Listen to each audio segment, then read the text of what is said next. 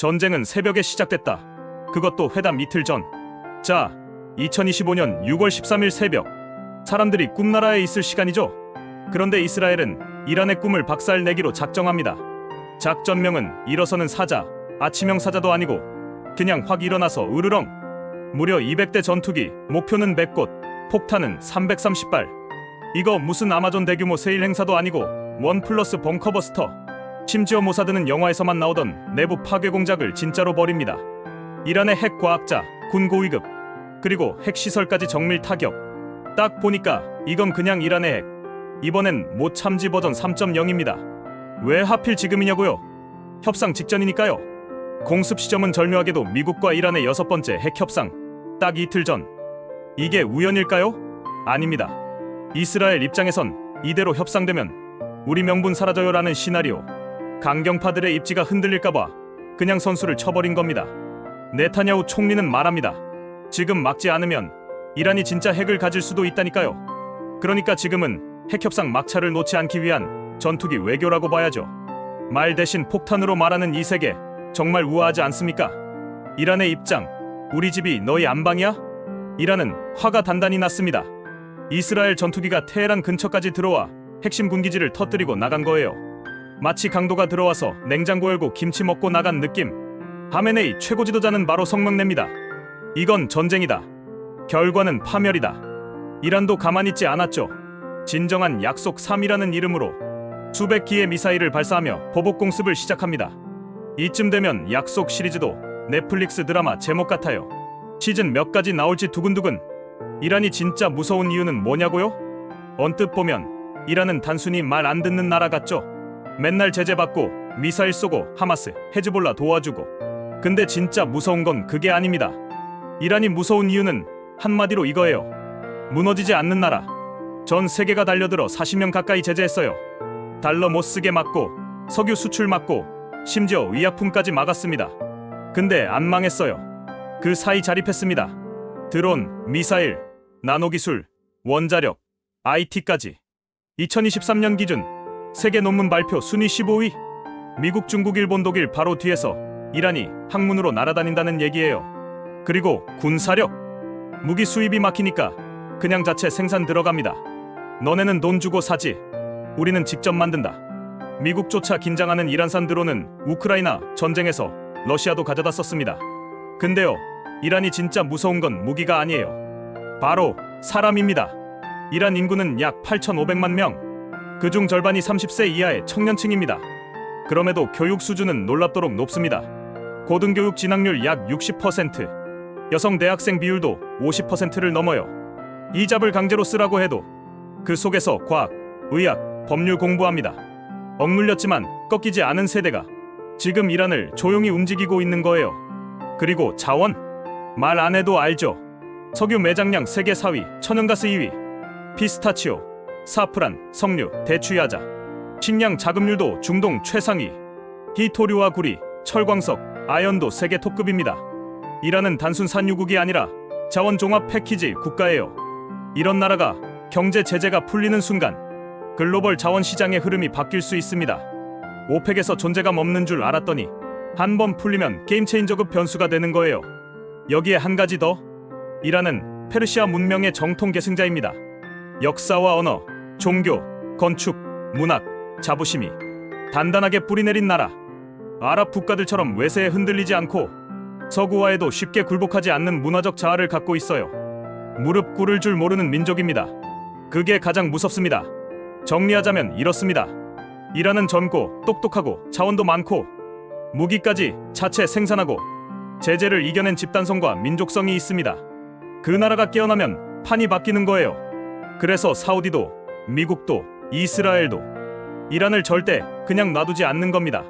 과거엔 이스라엘 친구였다고요? 믿기지 않겠지만 지금 서로 넌 지도에서 사라져야 해라고 말하는 이스라엘과 이란이 한때는 친구였습니다. 정확히 말하면 아주 친했던 때도 있었어요. 이스라엘이 1948년 독립선언을 했을 때 중동 대부분의 아랍 국가들은 분노의 폭풍이었죠. 여기 웬 유대국가야? 하지만 이란은 그때 이스라엘을 인정한 몇 안 되는 이슬람 국가였습니다. 왜 그랬냐고요? 그 당시 이란은 팔라비 왕조였습니다. 그리고 팔라비 왕은 서방 친화, 세속주의를 밀던 사람이었어요. 미국, 영국과 손잡고 이란을 중동의 근대화 리더로 만들고 싶었죠. 히잡 안 써도 되고 여자들이 짧은 치마 입고 다니던 그 시절, 그때 이란은 진짜 개방적이고 자유로웠습니다. 그리고 이스라엘? 당시 중동에서 고립된 유대 국가, 자원도 필요하고 우방도 필요했죠. 그래서 둘은 상부상조의 관계를 맺습니다. 그 유명한 이스라엘, 이란 송유관 프로젝트 기억 안 나시죠? 이스라엘을 통해 지중해로 석유를 수출했어요. 지금이라면 상상도 안 되는 일입니다. 이란 석유가 이스라엘을 거쳐 유럽으로 간다? 지금 말하면 반역죄입니다. 그러던 두 나라 사이를 깨뜨린 건 바로 1979년 이란 혁명, 팔라비 왕조가 무너지고 호메이니가 신정주의 국가 이란 이슬람 공화국을 세웁니다. 그때부터 판이 완전히 바뀝니다. 호메이니는 처음부터 이스라엘을 악의 축으로 봤습니다. 팔라비 시절의 모든 걸 부패로 규정했고 그 상징이 바로 이스라엘과의 관계였죠. 그래서 그는 권력을 잡자마자 이스라엘과의 외교 단절, 대사관 폐쇄, 그리고 공식적으로 이스라엘은 사라져야 할 존재 선언, 그 뒤로는 쭉 적대 관계. 이란은 하마스, 헤즈볼라 같은 반이스라엘 무장단체에 무기자금 지원하고 이스라엘은 그걸 막기 위해 시리아, 수단까지 공습해버립니다. 전쟁은 아니지만 전쟁보다 더 긴 끝없는 그림자, 전쟁이 시작된 거죠. 그러니까 지금 이스라엘과 이란의 적대는 단지 종교나 이념 문제가 아니에요. 한때는 친구였기에 그 배신감과 이상이 더 컸던 겁니다. 그리고 지금은 그 친구가 핵을 손에 쥘 수도 있는 상황. 옛 친구가 고삐 풀린 초강대국이 될지도 모른다? 그게 이스라엘 입장에선 가장 끔찍한 시나리오입니다. 미국과 사우디가 이란을 두려워하는 진짜 이유, 표면적으로 보면 이란은 그냥 문제 많은 나라 같죠. 미사일 쏘고 핵 개발하고 테러리스트 도와주고 그래서 미국과 사우디가 견제하는 거 아니냐고요? 사실 그건 핑계에 가깝습니다. 진짜 이유는 훨씬 더 깊고 무섭고 정치적입니다. 미국 입장에서 이란은 중동의 시스템 브레이커입니다. 중동은 원래 미국이 설계한 질서가 있었어요. 미국이 돈 대고 무기 팔고 기지 깔고 동맹국 세워서 정말 예쁘게 짜놓은 중동 통제 매트릭스였죠. 그런데 이란은 그 틀 바깥에서 움직입니다. 미국 말을 안 듣고 이스라엘은 인정도 안 하고 미군은 쫓아냈고 석유는 자기 맘대로 팔고 싶어 하죠. 게다가 시아파 종주국으로 자기 진영을 따로 구축합니다. 레바논 헤즈볼라, 시리아 알라위파, 이라크 시아 민병대, 예멘 후티까지 수니파 중심 체제. 그건 니들 이야기고 우리는 시아파 연합이야. 그러니 미국 입장에선 이란이 딱 이런 존재예요. 내가 다 짜놓은 판을 뒤엎고 새 게임 만들겠다는 녀석. 게다가 그 녀석이 석유와 가스를 왕창 들고 있다? 기술력도 갖췄다? 게다가 젊고 교육받은 인재도 넘쳐난다? 미국은 알죠. 이란이 부활하면 중동은 더 이상 미국의 중동이 아니다. 사우디는 또 어떨까요? 사우디는 겉으로는 중동의 왕처럼 보이지만 속으로는 이란이 제일 무섭습니다. 왜 사우디는 이란이 무섭냐고요? 사우디 대 이란, 이건 그냥 국가 대 국가 싸움이 아닙니다. 체제 대 체제, 문명 대 문명, 정신 대 민심의 싸움입니다. 표면적으로는 종파 싸움처럼 보이죠. 수니파 대 시아파. 근데 진짜 무서운 건 이란의 사회적 에너지입니다. 사우디는 어때요? 기름 많고 성지 있고 왕실도 빵빵하지만 민중은 조용해요. 왜냐고요? 말하면 잡혀가니까. 히잡은 기본, 시위는 불법, 왕정에 비판하면 바로 구속. 반면 이란은 히잡에 반대해서 여성들이 거리로 나옵니다. 부패에 항의해서 청년들이 외칩니다. 선거가 어이없으면 사람들이 불복종 운동을 해요. 사우디는 이걸 보고 이렇게 생각합니다. 쟤네 민중 왜 저렇게 무서워? 사우디 왕실은 압니다. 이란에서 불붙은 민심 언젠가 사우디에도 번질 수 있다는 것. 석유야 돈으로 막을 수 있지만 민중의 분노는 기름 한 통으로도 안 꺼지거든요. 게다가 이란은 문화적 자존감도 사우디보다 셉니다. 사우디는 이슬람 종교의 중심이고 이란은 고대 페르시아 제국의 자손들입니다. 사우디는 석유가 없었다면 그냥 큰 사막이었을 수도 있죠. 하지만 이란은 석유 없어도 역사, 문명, 자원, 인재로 이미 꽉 찬 나라입니다. 그러니 사우디는 알죠. 이란이 깨어나면 우리는 두 번째가 될지도 모른다. 그게 무서운 겁니다. 이란 압박받고 있지만 결코 무너지지 않는 나라. 40년 가까이 경제 제재를 받았고 국제금융망에서 퇴출당했고 미국은 심지어 이란과 거래한 기업도 제재한다고 협박했습니다. 이쯤 되면 어떤 나라도 망해야 정상인데 이란은 안 망합니다. 그게 이란의 무서운 점입니다. 이란은 이미 압박 속에서 생존하는 법을 배웠습니다.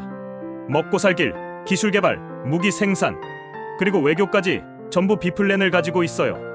예를 들면 달러 못 쓰게 하니까 금으로 결제하고, 무기 수입 막히니까 드론 직접 만들고, 자원 수출 어렵게 하니까 중국, 러시아랑 딜 따로 맺고, 미국이 만든 룰에서 뛰쳐나와 자기만의 룰북으로 중동을 운영하려는 나라, 그게 바로 이란입니다. 그럼에도 내부가 붕괴되지 않은 건 왜일까요? 바로 이란 국민의 자존감입니다. 우린 아랍이 아니라 페르시아다. 우린 미국 없이도 살 수 있다. 이 민족적 자긍심은 생각보다 강합니다. 그리고 그 중심엔 젊은 세대가 있어요. 앞서 말했듯 이란 인구 절반은 30대 이하. 그중 많은 이들이 과학, 공학, 의학, 법학, 예술 분야로 진출 중입니다. 그 에너지가 아직 표면으로 안 드러났을 뿐입니다. 이란이 지금은 봉인돼 있지만 만약 제재가 풀리고 외부와 연결되는 순간 그 안에 쌓인 에너지, 창의력, 기술력, 자원력이 전 세계를 향해 폭발할 수도 있습니다. 그리고 그때의 이란은 지금의 고립된 이슬람 국가가 아니라 중동을 이끄는 세강국으로 다시 태어날 겁니다. 결국 이스라엘의 두려움은 현실이 됐다. 이스라엘이 늘 말해왔던 게 하나 있습니다. 이란이 핵무기를 가지는 순간 우리는 끝이야. 다른 건 다 참아도 이란의 핵무장만큼은 절대 안 된다. 그게 이스라엘의 레드라인입니다. 왜냐고요? 이란은 지도에서 이스라엘을 없애야 한다고 공개적으로 말해온 나라예요. 2005년 아마디네자드 당시 대통령은 이스라엘은 지구상에서 사라져야 할 존재다라고 선언했습니다. 그걸 들은 이스라엘은 어떻게 반응했을까요? 뭐? 그럼 우리가 먼저 없애지. 그래서 핵시설 공습 작전이 여러 번 있었어요. 2020년 나탄즈 핵시설에서 일어난 의문의 대폭발 사건, 과학자들의 잇단 피살, 모사드의 비밀 작전들, 모두 이스라엘의 그림자 전쟁이었습니다. 그런데 이번엔 그림자가 아닙니다. 대낮에 전투기 200대가 날아가서 330발을 퍼부었어요. 그것도 협상 이틀 전. 이건 그냥 더 이상 못 참아 선언이죠. 이스라엘의 정보에 따르면 이란은 며칠 내로 최대 15기 핵무기 생산이 가능할 정도의 고농축 우라늄을 확보한 상태였다고 합니다. 즉, 지금 안 치면 곧 이란이 핵을 들고 나올지도 모른다. 그 위기의식이 선제 타격으로 이어진 겁니다. 여기서 중요한 건요, 이스라엘은 미국처럼 B2 스텔스 폭격기도 없고 벙커버스터 대형 폭탄도 부족합니다.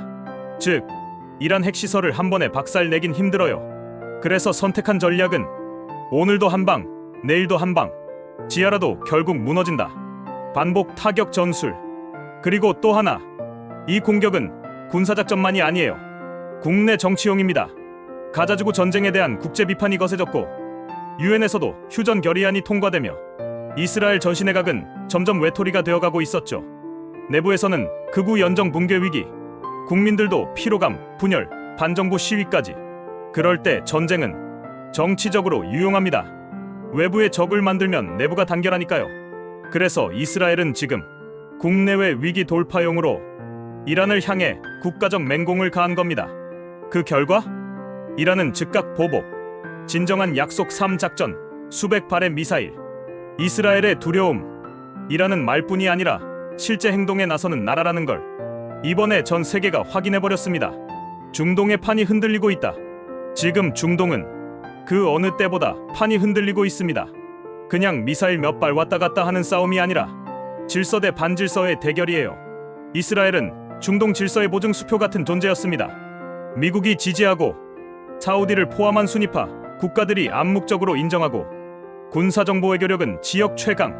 하지만 지금은 가자 전쟁 이후 국제적 이미지 추락, 내부 정치 위기, 이란과의 전면전 리스크, 불패의 이스라엘, 이미지가 흔들리고 있습니다.